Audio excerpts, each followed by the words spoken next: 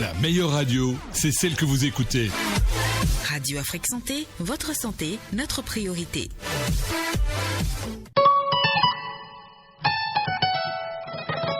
Glissez dans l'univers merveilleux des contes tous les jours à 20h avec l'émission radio la plus captivante. Conte, raconte.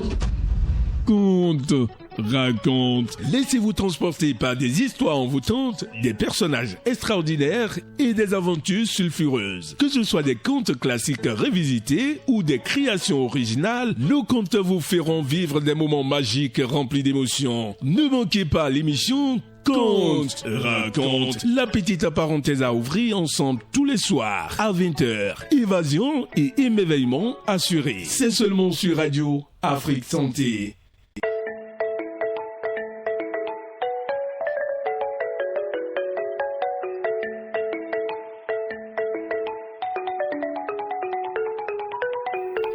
Bonsoir chers amis, il est 20h et on se retrouve pour notre moment d'histoire.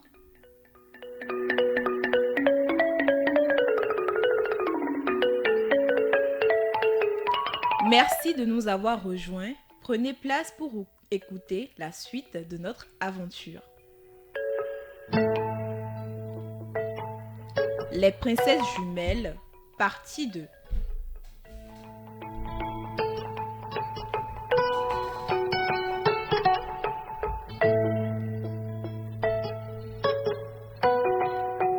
Le temps passa rapidement et au prochain lever du soleil, ce serait la fête du mil. La première épouse du roi savourait par avance le moment où le peuple découvrirait que leur roi s'était marié avec une femme qui n'avait qu'une main.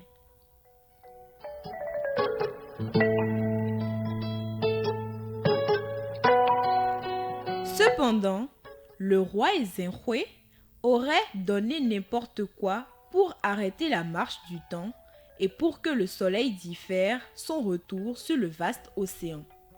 Sans le dire à son mari, Zenhwe résolut de prendre son destin en main. Aussi, au cœur de la nuit, quand le roi et la maison royale étaient sous l'empire du sommeil, Zenhwe sortit-elle furtivement du palais et elle s'en alla dans la forêt pour y chercher la mort.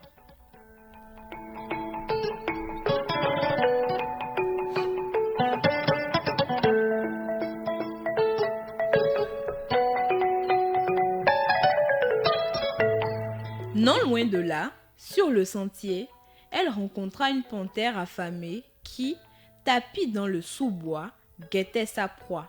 « Tue-moi » s'écria la princesse, « car la vie est devenue un fardeau pour moi. »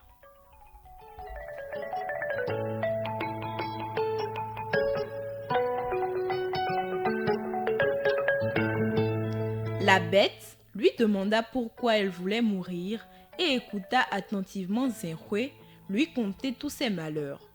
La panthère lui dit alors qu'elle n'était pas digne de toucher une reine et lui conseilla vivement d'aller plus loin dans la forêt.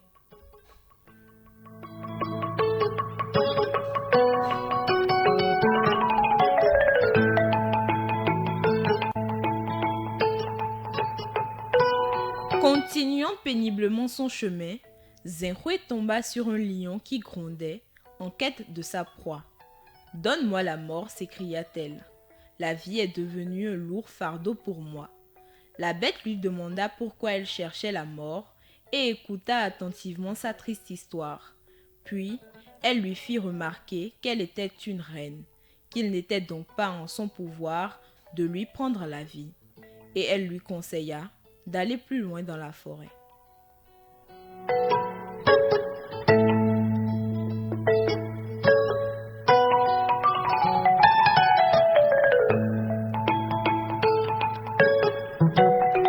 Zenhwe continua à marcher et bientôt tomba sur l'esprit gardien de la forêt, un énorme serpent qui, enroulé autour d'un baobab, crachait du feu. « Frappe-moi et que je meure » s'écria la jeune reine. « Je serai plus heureuse morte que vivante. »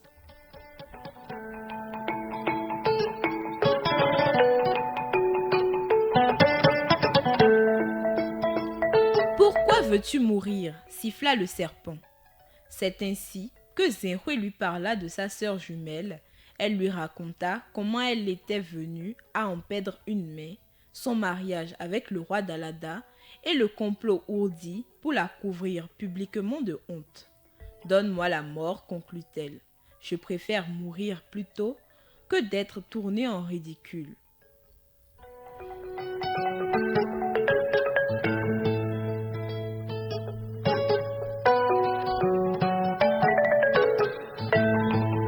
Es-tu courageuse? Siffla le serpent en envoyant des jets de flammes qui brûlaient d'un vif éclat au-dessus de la tête de Zenhui. As-tu vaincu la peur?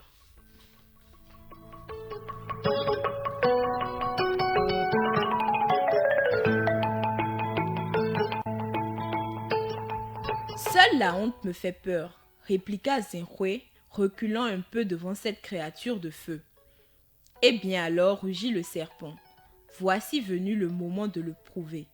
Si tu surmontes cette épreuve, la plus âgée de tes coépouses sera terrassée, ainsi que tous tes ennemis. Qui plus est, ce qui a été la cause d'un profond chagrin pour toi sera source d'une joie incommensurable.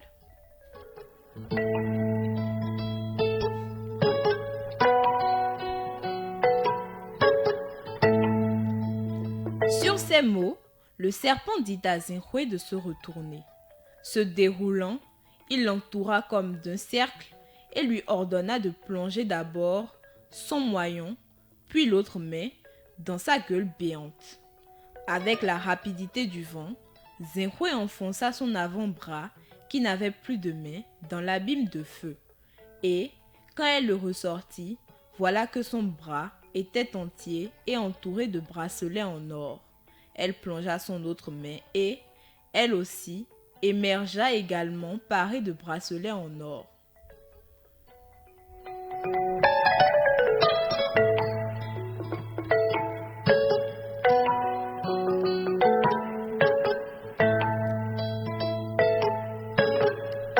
Rentre chez toi et ne cherche plus la mort, dit le serpent en donnant à Zenhui un pilon en or et, quand tous tes ennemis auront été terrassés, tu pourras revenir me faire une offrande.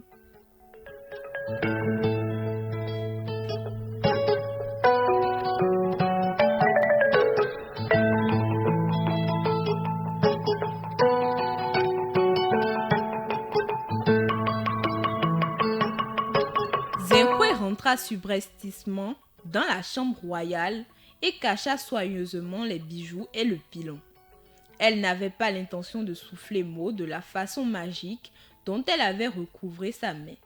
Mais le roi s'était réveillé et, l'ayant cherché en vain, avait commencé à s'inquiéter. « Où es-tu allé ?» demanda le roi. « Je suis sorti respirer un peu d'air frais, monseigneur, » répondit Zenhui, car le sommeil m'avait déserté.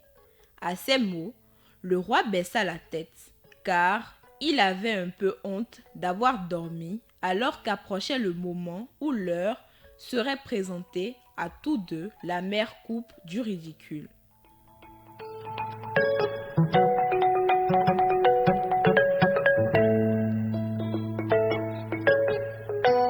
Comme l'aube pointait sur la cité royale, un roulement de tambour résonna, reprit à intervalles réguliers et accompagné de chants bucoliques en l'honneur du roi et de la famille royale. Bientôt, la cour du palais fut remplie d'une foule d'hommes, de femmes et d'enfants vêtus d'habits aux couleurs vives. Et, quand le roulement de tambour résonna pour la 41e fois, le roi amaigri, le visage triste, s'avança pour présider les rites ancestraux de la fête du Mil.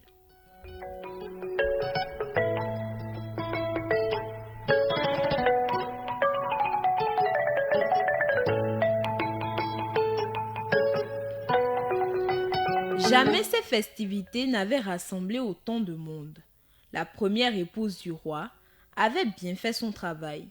De près, de loin, Les gens étaient venus en partie pour honorer le roi, mais surtout pour voir de leurs propres yeux si ce dont ils avaient entendu parler était vrai, à savoir que leur roi avait épousé une femme qui n'avait pas de main droite.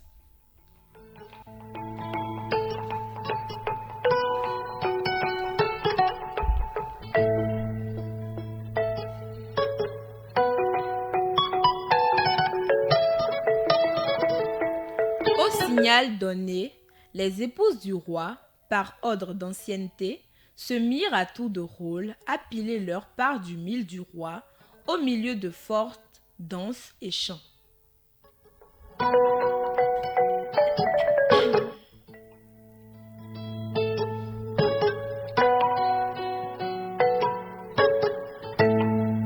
Elles étaient toutes magnifiquement vêtues, mais Zenhwe était la plus ravisante.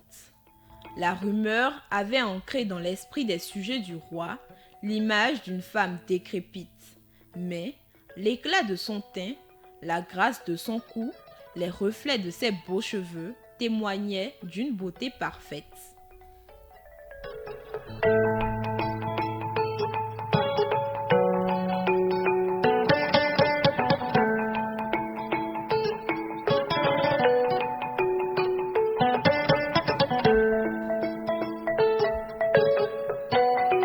Quand Zenhwe s'avança, il y eut un moment de malaise. Instinctivement, la foule retint son souffle.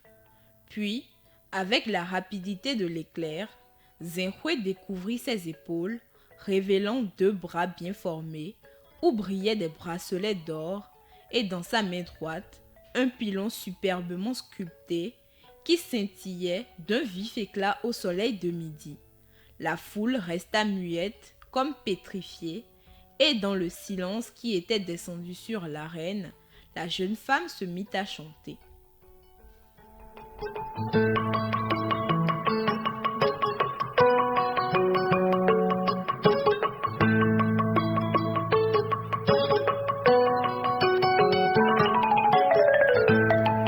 L'oiseau au sombre plumage, qui jamais ne se réjouit du malheur d'autrui, qui a jamais entendu dire que cet oiseau pilait le mil. Voyez, les oiseaux au sombre plumage sont venus piler leur mil. L'un est venu du nord, l'autre du sud, un autre est venu de l'est, un autre de l'ouest. Qui a jamais entendu dire que les oiseaux au sombre plumage pliaient le mil? Regardez, les oiseaux au sombre plumage sont venus piler leur mil.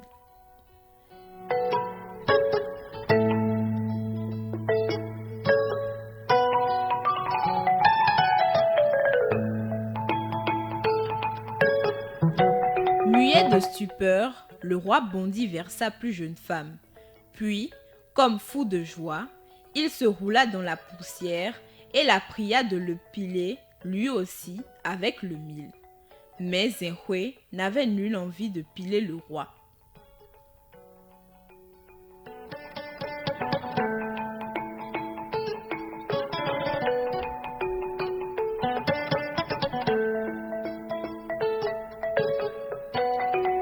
La foule s'avança et des clameurs de stupéfaction et d'émerveillement déchirèrent l'air. Et c'est ainsi que la fête du mil, contrairement aux intentions de la première femme du roi, se transforma en une joyeuse célébration de mariage.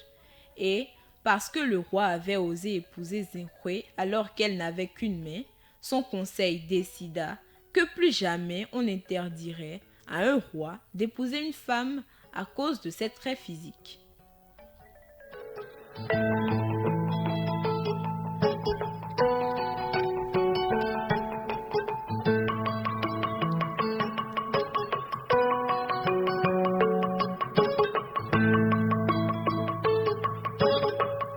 Au milieu des festivités, la première épouse du roi fut arrêtée en attendant d'être jugée. Le père de Zenhwe, roi d'Aja, sa mère et tous leurs sujets se réjouirent du dénouement triomphal de son épreuve. Mais personne ne fut plus heureux que Zensa, sa sœur jumelle. Sauvé de la mort au prix de la main de Zenhui, Zinsa vit de son vivant sa sœur retrouver sa main et gagner une renommée et une gloire immuables.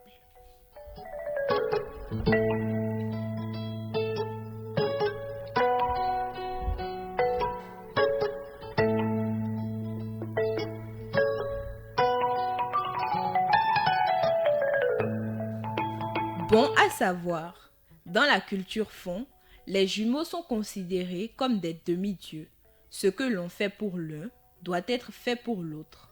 Quand un jumeau meurt, on dit qu'il ou elle est parti chercher du bois dans la forêt.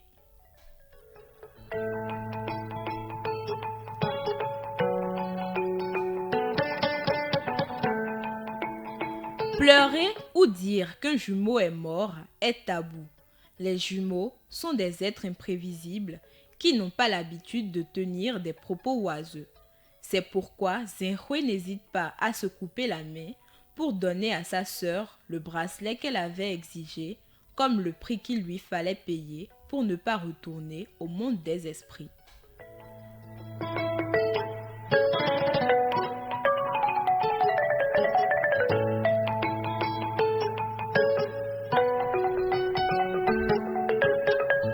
Zenhui est une femme forte et compatissante qui ne craint ni la douleur physique ni la mort. La seule chose qu'elle redoute est le ridicule. Elle préfère la mort à la honte. Mais le thème de cette histoire est surtout l'abnégation et la récompense qu'elle apporte à ceux qui la pratiquent.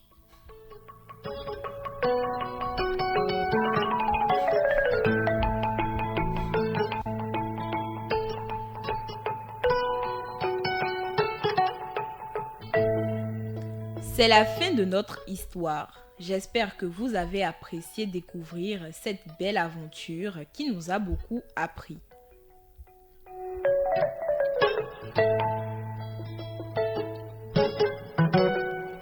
Merci à Tibus Arerenou pour la collaboration technique.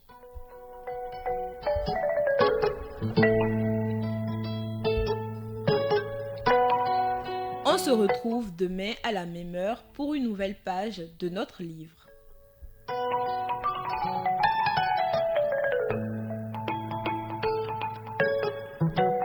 Je suis Karma Cheke et je vous souhaite une belle soirée.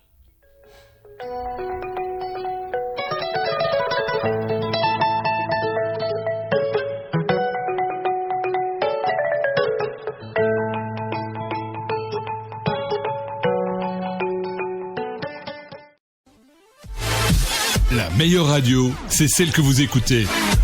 Radio Afrique Santé, votre santé, notre priorité.